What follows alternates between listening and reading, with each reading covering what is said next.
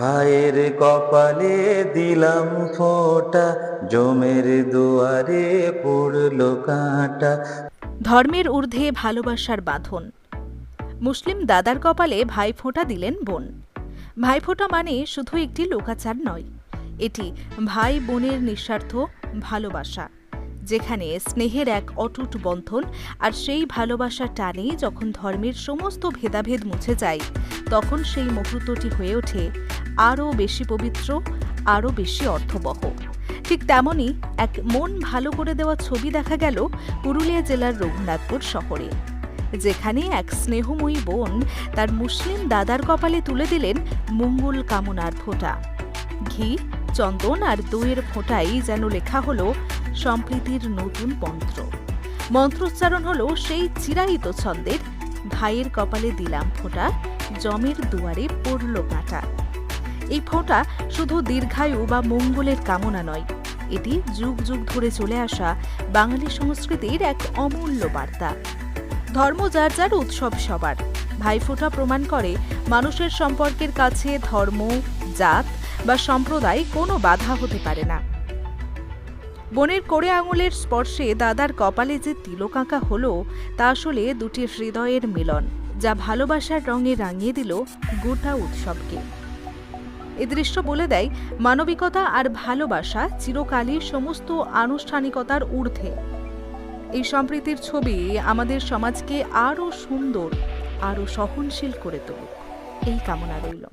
লা লা লা লা লা লা লা লা লা লা। ভাইয়ের কপালে দিলাম ফোঁটা, জমের দুয়ারে পড়লো কাঁটা। ভাইয়ের কপালে দিলাম ফোঁটা, জমের দুয়ারে পড়লো কাঁটা। যমুনা দেয় ডোমকে ফোঁটা, আমি দিই আমার ভাইকে ফোঁটা। যমুনা দেয় ডোমকে ফোঁটা, আমি দিই আমার ভাইকে ফোঁটা। লা লা লা লা লা লা লা লা লা লা লা লা।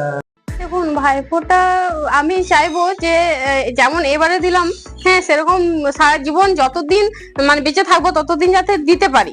আর একটা এটাই চাইবো যে এখন যে দিদিরা, বোনেরা, আমরা মানে মেয়েরা যে সুরক্ষিত নই, সব জায়গায় যা মানে শুনছি বা দেখছি, তাতে আমি বলবো যে মানে সব ভাইদের একটা কথাই বলবো যে সবাইকে বোনের চোখে দেখা উচিত, এমনকি প্রত্যেকটা মানে বোনদের কাছে ভাইফোঁটা নেওয়া উচিত।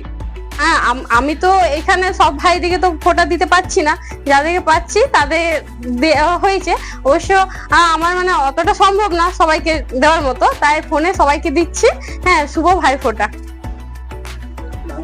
নাম পূজা গোস্বামী।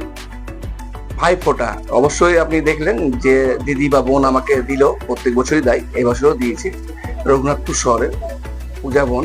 তো বিষয়টা হচ্ছে এই ভাইফোঁটা নিচ্ছি আমরা, আপনারা দেখছেন ঠিকই কথা।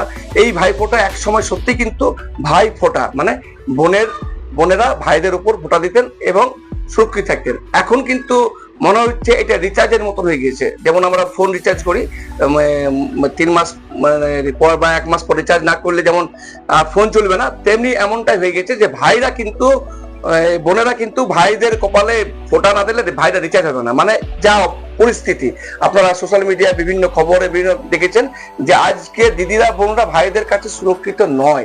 এমনটা কিন্তু আমি একজন রিপোর্টার হিসাবে আমি নিজেও বলছি যে প্রত্যেক জায়গায় হয়তো অনেক কিছু আমরা সোশ্যাল মিডিয়ার মাধ্যমে জানতে পারি বলেই আমাদের সামনে আসে যে বোনরা কোথায় সুরক্ষিত। বোনরা আজকে রাত্রে 11টার সময় রাস্তায় বার হতে পারবে না, একাই কোথাও যেতে পারবে না, কেন? এই কারণে বলবো যে প্রত্যেকটা ভাইদেরকে বোনের কাছে ফোঁটা অবশ্যই নিবেন। এখানে জাতি ধর্ম কোনো দেখার দেখি নাই, নিজেকে রিচার্জ করার জন্য যে হ্যাঁ আমাদের বোন আছে, আমাদের দিদি আছে, আমাদেরও ঘরে মহিলারা আছে, তাদেরকে সুরক্ষা দেওয়ার জন্য আজ থেকে প্রতিজ্ঞা নিন যে আমরা সমস্ত দেশেরকে না পারি, আমার পাড়ার আমার এলাকার মেয়েদেরকে দিদিদেরকে আমরা কিন্তু সুরক্ষা দেবো। এই প্রতিজ্ঞা নিয়ে কিন্তু আজকে আমরা বোনের হাত দিয়ে আমরা ভাইফোঁটা নিয়েছি।